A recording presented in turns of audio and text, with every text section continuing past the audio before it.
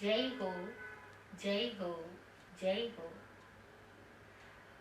अक्सर यह सवाल हर एक धर्म, पंथ, समुदाय और परंपरा में इन दिनों में पूछा जा रहा है कि क्या कारण है कि युवा पीढ़ी धर्म स्थानकों में नहीं आती।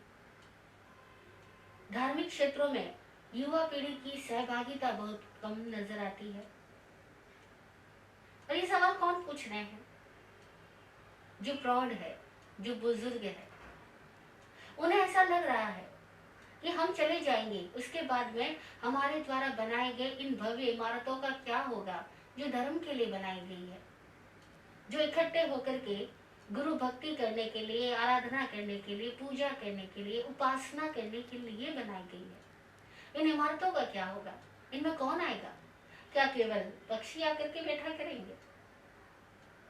हाँ, उनकी ये चिंता वास्तविक है, होनी स्वाभाविक भी है, क्योंकि जिस भी किसी साधु संत के व्याख्यानों में चले जाओ, मोस्टली बुजुर्ग लोग ही बैठे मिलते हैं।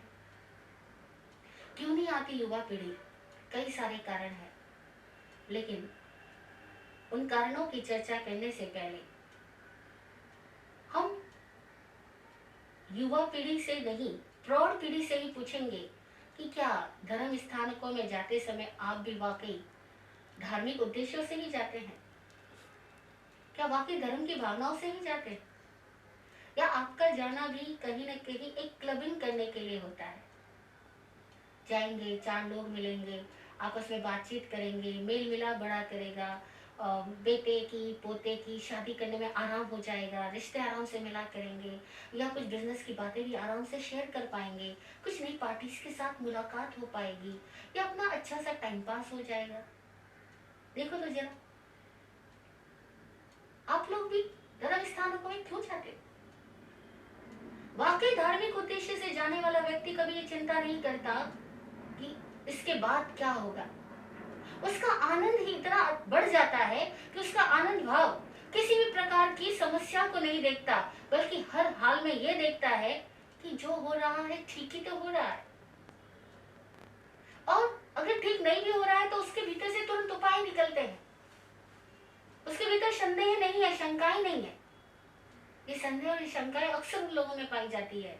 धर्म का क्या होगा, घोर कलयुग आ गया है, आगे ना जाने क्या क्या होने वाला है, जमाना बहुत खराब आ रहा है। ये सारे संदेह उनके अंदर है जिनके अंदर ऑलरेडी आनंद भाव नहीं प्रकट हुआ है, धर्म का अनुभव उन्हें नहीं हुआ है। अगर हुआ होता तो ये चिंताएं नहीं होती। युवा पीढ़ी नहीं आती। बहुत बड़ा कारण यह है कि वह जिन पीढ़ियों को जाते हुए देखती है, जिन लोगों को जाते हुए देखती है, वह ये महसूस करती है कि लोग धर्म स्थानकों में इतने सालों से जा रहे हैं, इतने वर्षों से प्रतिदिन जाया करते हैं, फिर भी इनके भीतर कोई खास परिवर्तन तो नहीं। ना तो इनका दिल विराट हुआ, ना इनमें क्षमा, उदारता और प्रेम बढ़ा। अभी भी ये लोग स्वयं छोटी छोटी बातों के लिए झगड़ा कर लेते हैं। एक दूसरे के प्रति छींटाकशी अभी भी इनकी आदत बनी हुई है। और इन लोगों के पास इतनी टाइम है कि दूसरों के बारे में इतना सोच सके, इतने प्रपंच कर सके। हमारे पास समय नहीं है। हमें अपना करियर बनाना है, हमें अपने परिवार की चिंता करनी है, हमें अपने भविष्य की चिंता करनी है, हमें अभी परलोक की चिंता नहीं करनी है। इसलिए भी नहीं आती युवा पीढ़ी, क्योंकि जनरली धर्म स्थानों में यही तो सिखाया जाता है कि इस लोक के साथ परलोक की चिंता करो, मरने के बाद कहाँ जाओगे, स्वर्ग मिलेगा या नरक मिलेगा, उसकी चिंता करो। अब जरा सोचो, जो व्यक्ति अभी इसी जिंदगानी की चिंताओं से मुक्त नहीं हुआ है, उसको आप और ज्यादा स्वर्ग नरक की चिंता क्यों दिए जा रहे हो? आदमी धर्म स्थानों में चिंता मुक्ति के लिए आता है, पर यहाँ आकर के भी अगर लोगों को चिंता ही दे दी जाए तो भला क्यों आएगा? ये स्थान है किस लिए? ये स्थान है व्यक्ति को अपने भीतर की विराट अस्मिता का बोध कराने के लिए, उसके भीतर के प्रेम को, उसके भीतर की भावनाओं को परमात्मा से जोड़ने के लिए। उसके भीतर आनंद बढ़े, इसके लिए उसके भीतर इस जीवन की समस्याओं को देखने के लिए एक सुलझी हुई मानसिकता पैदा हो, इसके लिए लोग अगर सुलझते जाए, जहां जाकर के बीमार लोग स्वस्थ हो जाए, वहां तो हर बीमार जाना चाहेगा, लेकिन जहां जाकर के बीमार लोगों की बीमारियां बढ़ जाए, वहां भला कोई बीमार व्यक्ति क्यों जाना चाहेगा? पहले खुद से पूछो कि क्या वाकई हम स्वस्थ हो रहे हैं? जैन शास्त्रों में और सूत्रों में एक शब्द आता है, धर्म प्रभावना, धर्म की प्रभावना करना। इसके प्रचलित अर्थ तो ये हो गए कि धर्म की प्रभावना करना बोले तो धार्मिक स्थानों पर भोजन की व्यवस्था करना, सामूहिक भोज आयोजित करना, अथवा जो धर्म स्थानों में लोग आते हैं उनको कुछ गिफ्ट्स बांटना, उनको कुछ भी भेज देना, हम उसे धर्म प्रभावना मानने लग गए। अथवा प्रचार प्रसार के माध्यमों के द्वारा धार्मिक सिद्धांतों को, गुरुओं को, उनकी वाणी को, उनके उपदेशों को, उनकी किताबों को फैलाना, हम उसे प्रभावना मानते हैं। यानी हम प्रचार करने को कई बार प्रभावना मान लेते हैं। लेकिन पूज्य विराट गुरु जी कहा करते कि प्रभावना शब्द का अर्थ है कि हमारी भावनाएं ऐसी हो जाए कि हम जहां बैठे वहां का वातावरण भी उस भावनाओं से स्वयं चार्ज हो जाए। पहले हम धर्म से भावित हो तो हमारा वातावरण भी हमारी भावनाओं से प्रभावित हो जाएगा। जब तक हम ही भावित नहीं, तब तक भला प्रभावना कैसे होगी? अभी तक तो हमारे भीतर का संगीत ही नहीं फूटा, हमारे भीतर ही शांति का झरना नहीं प्रकट हुआ, तो हमसे जो लोग जुड़ेंगे, हमें जो लोग देखा करेंगे, वो भला कैसे सीखेंगे? प्राचीन आचार्य एक बात कहा करते थे कि धर्म को देखना हो तो कहाँ देखना? वे कहते ना, धर्मो धार्मिक बिना, धर्म धार्मिक के बिना दिखलाई नहीं पड़ता। धार्मिक को देखोगे तभी धर्म की पहचान होगी। हम जिस भी चीज को सीखते हैं, उस चीज को सीखने के लिए हमारे सामने कोई ना कोई तो रोल मॉडल होते ही है, तभी तो हम सीख पाते हैं। जिनको क्रिकेट सीखना है वो बड़े बड़े क्रिकेटर्स को देखते हैं, उनके क्रिकेट खेलने के तरीकों को देखते हैं, उनके विचारों को सुनते पढ़ते हैं, और तब वे प्रेरणाएं पाते हैं, मार्गदर्शन पाते हैं। जिनको एक्टर बनना हो वो भी ऐसा ही कुछ किया करते हैं। अब अगर किसी को धर्म को देखना हो तो किसमें देखेंगे? बिना धार्मिक के धर्म को नहीं देखा जा सकता। तो जो हम लोग हैं, हम लोग बोले तो जो लोग धर्म स्थानकों में आने वाले लोग हैं, वे देखें कि उनको देख करके किसी के भीतर में श्रद्धा पैदा होती भी है या नहीं होती है। उनकी बातों को सुन करके, उनके व्यवहार को देख करके किसी के भीतर में आनंद पैदा होता भी है या नहीं होता है? हो ना, आनंद पैदा हो। आनंदित व्यक्ति के पास जाओगे तो आनंद की तरंग के छुएगे। मुस्कुराते हुए चेहरे के सामने बैठोगे तो आप भला कब तक उदास रह पाओगे? मुस्कुराना ही पड़ेगा। स्वयं में अंदर का हास्य फूटेगा, उसको रोक नहीं सकते। लेकिन हम लोग ये तो उम्मीद करते हैं कि दूसरे लोग मुस्कुराए और हम सीरियस बने रहे। It's not possible. आप सीरियस रह करके दूसरों के अंदर की मुस्कुराहट को बाहर नहीं निकाल सकते। ऐसे ही स्वयं राग द्वेष में रह करके औरों को वितराग का मार्ग देने में कैसे हम सक्षम हो सकते हैं? अगर औरों को वितरागता की बातें बतानी है तो पहले स्वयं को वितराग होना होगा, स्वयं को राग द्वेष से मुक्त होना होगा। युवा पीढ़ी नहीं आती। बहुत बड़ा कारण यह है कि पहले के लोग क्लबिंग करने के लिए भी धर्म स्थानकों में आते थे। उनके लिए धर्म स्थानक धर्म के साथ साथ क्लब एक तरह से आपसी मेलजोल के जरिए थे। और आज की युवा पीढ़ी के पास में क्लबिंग के लिए बहुत सारे ऑप्शंस है, इसलिए उनको धर्म स्थानक में आने की जरूरत नहीं। दूसरी बात, वे धर्म स्थानक में तब आए जबकि वे धार्मिक लोगों को देख करके कुछ प्रेरणा पा सके, उनके जीवन में आए हुए ज्ञान आनंद को देख करके उनके भीतर में भी कोई पुलक जग सके, वे भी आया करेंगे। और अनेकों बार ऐसा होता है, घर में से एक बहन आती है, जब उसका क्रोध शांत हो जाता है, जब उसकी शिकायती वृत्ति समाप्त हो जाती है, जब उसके भीतर में सबके प्रति आभार भावना बढ़ने लग जाती है, उसको देख करके उसके पतिदेव भी बोल लेते हैं, कहाँ जा रही हो आजकल? अब तुम पहले की तरह बात बात पे गुस्सा नहीं करती, अब तुम पहले की तरह किसी पुरानी बातों को लेकर के विवाद नहीं उठाती। कुछ तो तुम में बदलाव आया है। कहाँ से आया ये बदलाव? आज पतिदेव देखते हैं कि उनकी श्रीमती आजकल उपासनाओं में जा रही है, स्थानकों में जा रही है, गुरुओं के द्वार जा रही है, सत्संग में जा रही है, और इस वजह से उसमें इतना परिवर्तन आया है। बस ये परिवर्तन नहीं, उनके भीतर को प्रभावित कर दिया। ये सच्ची प्रभावना है। आप बदलो, जग बदलेगा। हम सुधरे, जग सुधरेगा। पूज्य विराट गुरु जी के पास एक बार किसी युवक ने सवाल किया, गुरु जी पूरी दुनिया में इतना आतंक है, इतनी अव्यवस्थाएं हैं, इतनी मारामारी है, इतनी हिंसा है, इतना रक्तपात है, इस दुनिया को कैसे ज्ञान दिया जा सकता है, कैसे बदला जा सकता है? विराट गुरु जी मुस्कुराए और बोले, भाई खुद को बदल ले, दुनिया बदल जाएगी। खुद का सुधार कर ले, जगत पे बहुत बड़ा उपकार हो जाएगा। वो बोला, ऐसे कैसे? मेरे बदलने से एक दुनिया कैसे बदल जाएगी? गुरु जी बोले, यही तो विचित्र सत्य है जिसको हम में से कोई भी बुद्धि के द्वारा नहीं समझ सकता। ये बुद्धि गम्य ही नहीं है कि यहाँ एक व्यक्ति मुक्त होता है तो सभी मुक्त होते हैं, और एक व्यक्ति आतंक में जाता है तो सभी व्यक्तियों को आतंकित कर देता है। यहाँ हर एक सबसे कनेक्टेड है। हम सब लोग यूनिसोल है, एक आत्मा है, विश्वात्मा है। हम में से हर एक इस विश्व का प्रतिनिधि है। हम में से हर एक की वाणी, हर एक का व्यवहार, हर एक का विचार दूरस्थ अनंत समय आकाश में फैलता है और सबको किसी न किसी अंशों में प्रभावित करता ही है। इस सत्य को जानना जरूरी है, बुद्धि से नहीं, अनुभव से।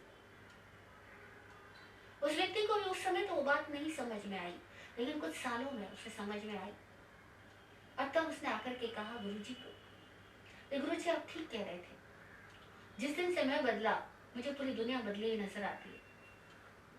जिस दिन से मेरी सोच बदल गई, मेरी दृष्टि बदल गई, मेरी भावनाएं बदल गई, मुझे पूरी दुनिया में अमन चैन भी नजर आता है। और मुझे लगता है बहुत सज्जन लोग रहते हैं। कितने लोग हैं जो सुबह उठ के ध्यान करते हैं, कितने लोग हैं जो कलह प्रिय नहीं है, शांति प्रिय। और समझ में आता है कि दुनिया वाकई बाहर नहीं, मेरी निगाहों में ही थी, मेरे नजरिए में ही थी, मेरी ही दृष्टि में है, और ये हकीकत है। जितना ज्यादा हम बुरी घटनाओं पे ध्यान फोकस करते हैं, उतना ही हम उन घटनाओं के कहीं न कहीं हिस्से बन जाते हैं। इसलिए बुराइयों पे मत ध्यान दो। लोग नहीं आ रहे, इस बात की चिंता मत करो। जो आ रहे हैं वे आनंदित हो रहे हैं क्या, इस बात की चिंता करो। जो आ रहे हैं वाकई वे बदल रहे हैं, बगीचे में आकर उन्हें फूलों की खुशबू मिल रही है, क्या वे फूल के मानंद खिल पा रहे हैं, इस बात की चिंता करो। हम फूल की मानंद खिले, क्योंकि हमें देख करके ही दुनिया सीखी, और दुनिया को सिखाना हमारा लक्ष्य नहीं है। हमारा लक्ष्य है हमारे भीतर के बीजों को खिल जाना, हमारे भीतर के बीज वे पुष्पित हो जाए, वे पल्लवित हो जाए, वे फलों रूप में परिणत हो जाए। इस बात की चिंता ना करो। आप खिले, जग खिलेगा। आप मुस्कुराओ, जगत मुस्कुराएगा। आपसे आपकी दुनिया है, हर एक व्यक्ति से उसकी दुनिया चलती है, और इस दुनिया के अंदर हर एक व्यक्ति का उतना ही महत्व है जितना हम सोचते हैं भगवान महावीर स्वामी का हुआ होगा, या गौतम बुद्ध का हुआ होगा, या श्री राम का, श्री कृष्ण का हुआ होगा, या शिव जी का हुआ होगा, आदि बाबा का हुआ होगा, आदिनाथ परमेश्वर का हुआ होगा। सबका जितना महत्व है उतना ही महत्व हर एक व्यक्ति का, बशर्ते वो अपना महत्व खुद महसूस कर सके। युवा पीढ़ी नहीं आती, इसका दूसरा बहुत बड़ा कारण यह है कि जब वो आती भी है तो उसे यहाँ पर भी वह नहीं मिलता जो उसकी जरूरत है। और उसको जब तक अपने प्रश्नों का समाधान नहीं मिलता, अपनी योग्यताओं को जागृत करने का सटीक मार्ग नहीं मिलता, तब तक वो आके भी क्या करेगी। पुराने युग लग गए जब पिता कहता और बेटा बिना नानुच के उसकी बात को मान लेता, मन से माने या न माने, बाहर वो प्रतिकार नहीं किया करता था। आज भी युग नहीं है। आज अगर पिता पुत्र को कोई भी बात कहेगा तो बेटा पहले सवाल करेगा, ऐसा करना तो क्यों करना, करने से क्या होगा, नहीं करने से क्या होगा, कर तो मैं लूंगा, आपका कहना मानने में मुझे कोई दिक्कत नहीं है, पर एक बार मुझे कुछ लॉजिक्स दे दो, साइंटिफिकली प्रूव कर दो, प्रैक्टिकली समझा दो। और हम देखें आने वाले लोग जब उन बातों को नहीं समझा पाते, अपने ही दिए गए इंस्ट्रक्शंस के रीजंस को नहीं बता पाते, तो फिर बच्चे उनके इंस्ट्रक्शंस को कैसे फॉलो करेंगे। और एक बात देखें कि इंसान का बच्चा सदैव अनुकरण से सीखता है, वो दूसरों को करते देख करके सीखता है। हम लोग कैसे सीखे? हमने अपने बुजुर्गों को देखा, अपने माता पिता को देखा, अपने समय के और सब लोगों को देखा कि वे लोग कैसे जिंदगी जीते हैं, कैसे डिसीजंस लेते हैं, कहाँ पर जाते हैं, स्पेयर टाइम को कहाँ स्पेंड करते हैं, वो सब कुछ देखा, हम भी सीखे। हमें हमारी आने वाली पीढ़ी देख रही है, वो हमें देखकर सीख लेंगे। और कुछ भूले जो हमसे अक्सर हो जाया करती है, हमसे बोले तो साधु संतों से भी, और हमसे बोले तो सो कॉल्ड धार्मिक लोगों से भी, वे भूले ये होती है कि हम लोग गुणों की चर्चा नहीं करते और कमियों की चर्चा खूब खूब खूब बढ़ा चढ़ा कर करते हैं।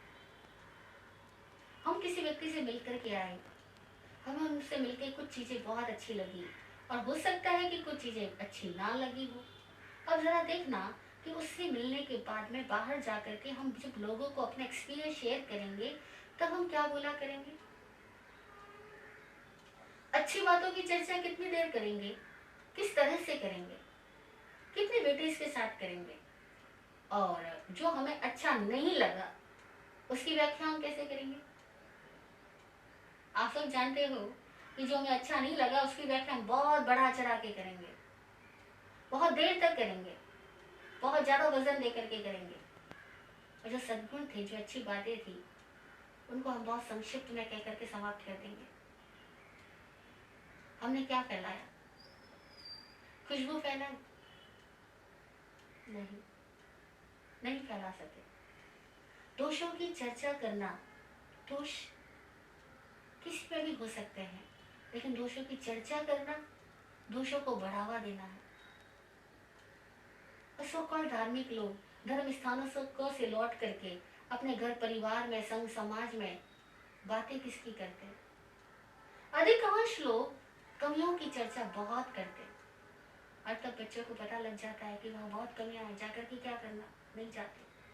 साधु संत भी परस्पर एक दूसरे के प्रति उतने उदार और प्रेमपूर्ण नहीं हो पाते, उनकी बातों में भी कहीं न कहीं दूसरे लोगों को पॉइंट आउट करने की आदत होती है। बस ये भी एक कारण है। और फिर आज के बच्चों की जो पढ़ाई का स्तर है, उनके स्तर के अकॉर्डिंग जब तक उन्हें ज्ञान न मिले, गुरु वह जो व्यक्ति को ज्ञान दे सके, गुरु के ज्ञान का स्तर हमेशा ही महान होता है।